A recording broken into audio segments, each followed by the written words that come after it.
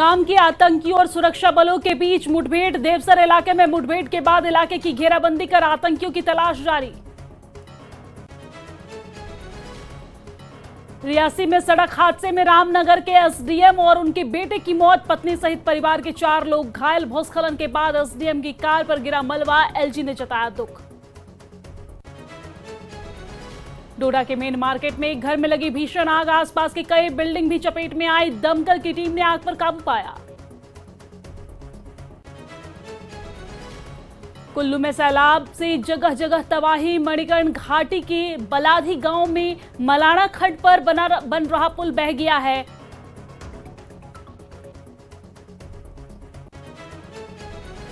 पुणे के दौड़ में विवादित पोस्ट के बाद 2 गुटों में झड़प। एक मस्जिद में तोड़फोड़ की कोशिश। हालात काबू। पोस्ट डालने वाले युवक को हिरासत में लिया गया।